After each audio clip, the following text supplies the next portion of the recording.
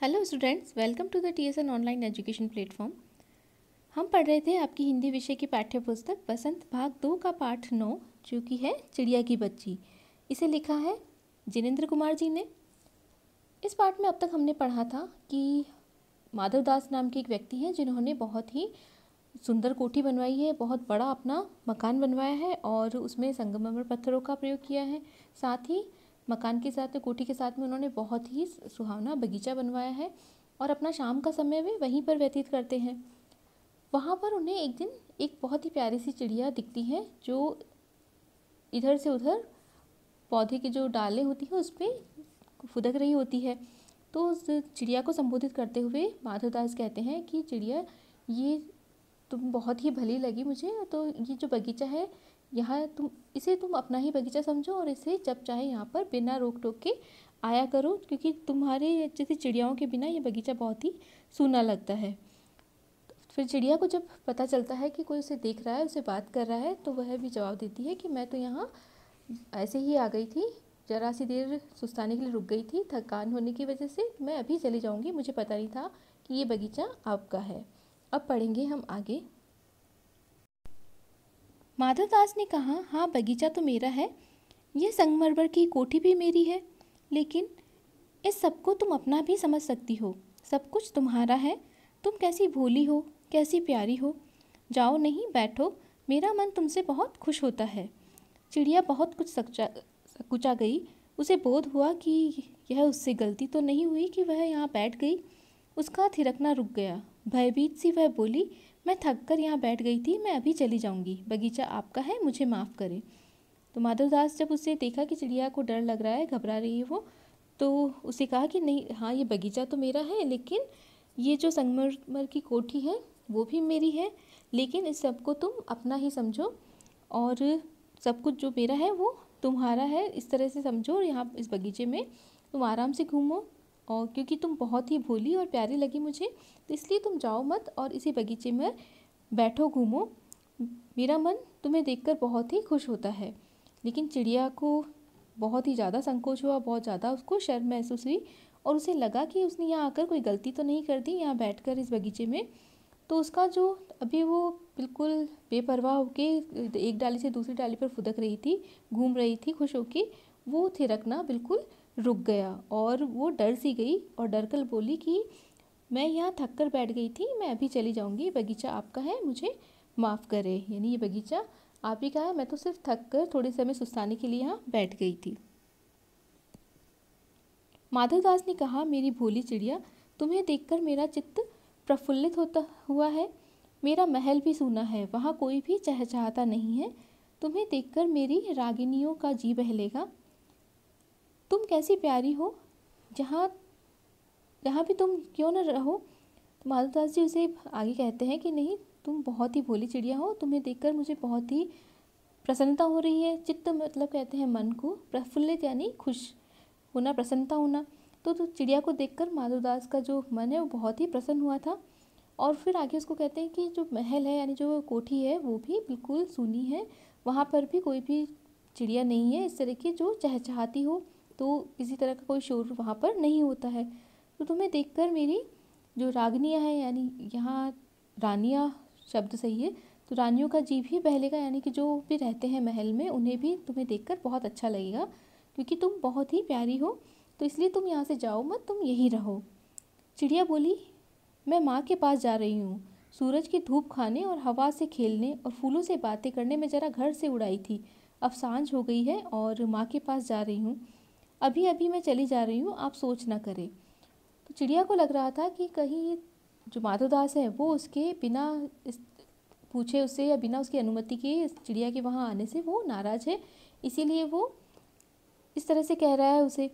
तो वह और भी ज़्यादा घबरा जाती है, तो और बताती है अपने बारे में कि मैं तो अपनी माँ के पास जा रही हूँ, मैं थोड़ा सा सूरज की जो धूप है उसमें घूमने और हवा से बातें करने, हवा से खेलने और फूलों से बातें करने के लिए अपने घर से निकल गई थी, लेकिन अब शाम का समय है तो मेरी माँ भी आ गई होगी और वे मुझे ढूंढेंगी, इसलिए मैं अब चलती हूँ, आप सोच ना करें, यानी मेरी चिंता आप न करें। माधवदास ने कहा, प्यारी चिड़िया, पगली मत बनो, देखो तुम्हारे चारों तरफ कैसी बहार है, देखो वह पानी खेल रहा है, उधर गुलाब हंस रहा है। भीतर महल में चलो, जाने क्या क्या न पाओगी। मेरा दिल वीरान है, वहाँ कब हंसी सुनने को मिलती है। मेरे पास बहुत सा सोना मोती है, सोने का एक बहुत सुंदर घर मैं तुम्हें बना दूंगा। मोतियों की झालर उसमें लटकेगी। तुम मुझे खुश रखना। और तुम्हें क्या चाहिए? माँ के पास बताओ क्या है। तुम यहाँ ही सुख से रहो मेरी भोली गुड़िया। तो माधवदास उसे अपनी बातों में उलझाने के लिए और उसको थोड़ी देर रोकने के लिए कहते हैं कि प्यारी चिड़िया, तुम पगली मत बनो, यानी पागलपन मत करो और यहाँ से मत जाओ। देखो तुम्हारे चारों तरफ कैसी बहार है, यानी कि यहाँ जो चारों तरफ का जो दृश्य है कितना प्यारा है। चारों तरफ फूल खिले हैं, पानी खेल रहा है, यानी कि जो फव्वारों की वजह से पानी उछल रहा है उससे फव्वारों के रूप में गिर रहा है। तो यहाँ ऐसा लग रहा है जैसे पानी खेल रहा है। साथ ही जो फूल लग रहे हैं उस बगीचे में, उनमें गुलाब ऐसे लगते हैं कि जैसे वो हंस रहे हो, खिलखिला रहे हो। और इस बगीचे के अलावा जो महल है उनका, वहाँ पर भी तुम क्या क्या ना पाओगी। मतलब वो उसे बताते हैं कि तुम्हें बहुत सी चीज़ें वहाँ पर मिलेगी, लेकिन मेरा जो दिल है वीरान है, यानी मुझे इन सब चीज़ों से कोई भी खुशी नहीं मिलती। मुझे तो सिर्फ कोई ऐसा चाहिए जो हंस बोलता है, या फिर जो जिसके चहलने से महल में खुशियाँ आए। तो इसलिए मेरा दिल वीरान है। इतना सब कुछ होते हुए भी तुम कहीं मत जाओ, और जो महल में अगर तुम रहोगी तो वहाँ पर मेरे पास बहुत सा सोना मोती है, तो मैं तुम्हारे लिए एक सोने का घर बनवा दूंगा और उसमें मोतियों की माला से, झालर से उसे सजाऊंगा। उसमें इस तरह से मोती की माला से लटकन लगाऊंगा कि झालर उसकी बनाऊंगा। तो तुम मुझे खुश रहना। अपनी चहट चहट से, अपनी जो फुदकती रहती है वो चिड़िया अपनी आवाज़ से जो गाती है उसकी वजह से तुम मुझे खुश रखना, और मैं तुम्हारा घर इतना अच्छे से तुम्हें बना कर दूंगा। तो तुम्हें और क्या चाहिए, और माँ के पास तुम्हें क्या मिलेगा? अपनी माँ के पास तो इतना सोना वगैरह नहीं होगा, तो इसलिए तुम यहाँ सुख से रहो मेरी भोली गुड़िया। यानी कि जो चिड़िया के लिए वो उसे प्रलोभन देता है कि किसी तरह से वो वहाँ पर उसके पास रुक जाए। चिड़िया इन बातों से बहुत डर गई। वह बोली, मैं भटक कर तनिक आराम के लिए इस डाली पर रुक गई थी, अब भूलकर भी ऐसी गलती नहीं होगी। मैं अभी यहाँ से उड़ी जा रही हूँ। तुम्हारी बातें मेरी समझ में नहीं आती। मेरी माँ के घोंसले के बाहर बहुतेरी सुनहरी धूप बिखरी रहती है। मुझे और क्या करना है? 2 दाने माँ ला देती है, और जब मैं पर खोलने बाहर जाती हूँ तो माँ मेरी बाट देखती रहती है। मुझे तुम और कुछ मत समझो, मैं अपनी माँ की हूँ। तो चिड़िया अपनी सफाई में कहती है, उसकी जो माधवदास है उसकी बातों से उसे और भी ज़्यादा घबराहट होने लगती है। तो वह कहती है कि मैं तो यहाँ पर भटक कर, यानी कि अपना रास्ता भूल कर आ गई थी और थोड़ा सा आराम करने के लिए इस डाली पर बैठ गई थी, लेकिन अब मैं आगे से कभी ऐसी गलती नहीं करूँगी। मैं यहाँ से अभी उड़ कर चली जाती हूँ। और मेरी माँ के पास क्या है? तो मेरी माँ के पास, माँ के घोंसले के बाहर बहुतेरी यानी बहुत सी सारी सुनहरी धूप बिखरी रहती है, और मुझे कुछ भी नहीं चाहिए होता है। और जो भोजन मुझे चाहिए वो सिर्फ 2 दानों के रूप में बहुत होता है मेरे लिए, जो कि उसकी चिड़िया की माँ उसे ला देती है। तो जब मैं, और साथ ही जब मैं घूमने के लिए अपने पंख फैलाती हूँ, तो वहाँ पर भी जब मैं घूमने बाहर जाती हूँ तो माँ पीछे से मेरा रास्ता देखती है। बाट देखना यानी कि इंतज़ार करना या रास्ता देखना।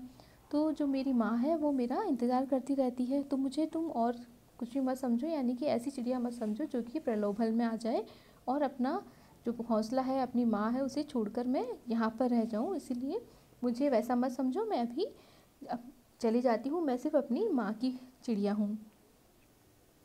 तो माधवदास ने कहा, भोली चिड़िया, तुम कहाँ रहती हो?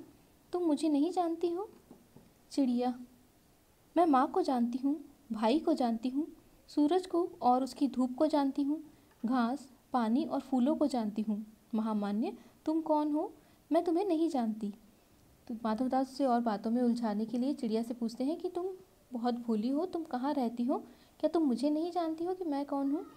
तो चिड़िया उसे बताती है कि मैं तो केवल अपनी माँ को जानती हूँ, अपने भाई को जानती हूँ, या फिर उस सूरज को जानती हूँ जिसकी रोशनी हमारे पिंजरे, हमारे घोंसले के आसपास बिखरी रहती है। इसके अलावा मैं घास, पानी और फूलों को जानती हूँ। उसके अलावा मैं और किसी को भी नहीं जानती हूँ। महामान्य यानी कि महामानव, आप कौन है? मैं तुम्हें नहीं जानती। माधवदास कहते हैं, तुम भोली हो चिड़िया, तुमने मुझे नहीं जाना। तब तुमने कुछ नहीं जाना। मैं ही तो हूँ सेठ माधवदास, मेरे पास क्या नहीं है, जो मांगो मैं वही दे सकता हूँ। चिड़िया, पर मेरी तो छोटी सी जात है, आपके पास सब कुछ है, तब मुझे जाने दीजिए। तो माधवदास से बातों में लगाकर उससे कहते हैं कि तुम मुझे नहीं जानती हो कि मैं कौन हूँ, तो तुम तो बहुत भोली चिड़िया हो, और क्योंकि तुम मुझे नहीं जानती हो तो मैं ही तो वह सेठ माधवदास हूँ जिसके पास सब कुछ है, और जो तुम मांगोगी वो सब कुछ मैं तुम्हें दे सकता हूँ। तो चिड़िया कहती कि जब आप इतने बड़े व्यक्ति हैं, इतने धनवान हैं, तो फिर मैं तो बहुत ही छोटी सी चिड़िया हूँ, मुझे जब आपके पास सब कुछ है तो फिर मुझे जाने दीजिए, मुझे मत रोकिए। माधवदास, चिड़िया तू निरी अनजान है, मुझे खुश करेगी तो तुझे माला माल कर सकता हूँ। तो माधवदास उसे और प्रलोभन देते हैं, लालच देते हैं कि चिड़िया तू निरी अनजान है, निरी का मतलब होता है बिल्कुल, और अनजान यानी कि नासमझ, तो तू बिल्कुल ही नासमझ है। अगर तू मुझे खुश करेगी तो मैं तुझे माला माल कर सकता हूँ, यानी तुझे बहुत सारा धन दे सकता हूँ, तुम्हारे लिए बहुत ही सुंदर सा पिंजरा सोने का बनवा सकता हूँ। चिड़िया, तुम सेठ हो, मैं नहीं जानती सेठ क्या होता है, पर सेठ कोई बड़ी बात होती होगी, मैं अनसमझ ठहरी। माँ मुझे बहुत प्यार करती है, वह मेरी राह देखती होगी, मैं मालामाल होकर क्या होंगी, मैं नहीं जानती। मालामाल किसे कहते हैं, क्या मुझे वह तुम्हारा मालामाल होना चाहिए?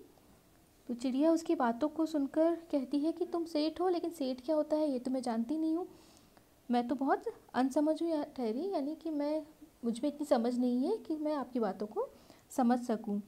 सेठ होना कोई बड़ी बात होती होगी, लेकिन मैं नहीं जानती कि सेठ होना क्या होता है, लेकिन मैं सिर्फ अपनी माँ को जानती हूँ, और मेरी जो माँ है वो मुझे बहुत ही प्यार करती है, तो वह मेरी राह देख रही होंगी, मेरा इंतज़ार कर रही होंगी। तो मैं, अगर तुम मुझे मालामाल भी कर दोगे तो उससे क्या हो जाएगा, मैं क्या बन जाऊँगी उससे? और मालामाल किसे कहते हैं मुझे नहीं पता, मुझे तो सिर्फ इतना पता है कि मुझे अपनी माँ के पास जाना है। तो क्या मुझे वह तुम्हारा मालामाल होना चाहिए भी, क्योंकि मुझे तो सिर्फ अपनी माँ के पास जाना है, और जो वहाँ पर हमारे पास है वही मेरे लिए बहुत ही पर्याप्त है। जो आसपास फूल हैं, पेड़ पौधे हैं, या फिर जो दाना पानी मेरी माँ लेके आती है, उसके अलावा मुझे और कुछ भी नहीं चाहिए। पाठ का अगला भाग पढ़ेंगे हम अगले वीडियो में।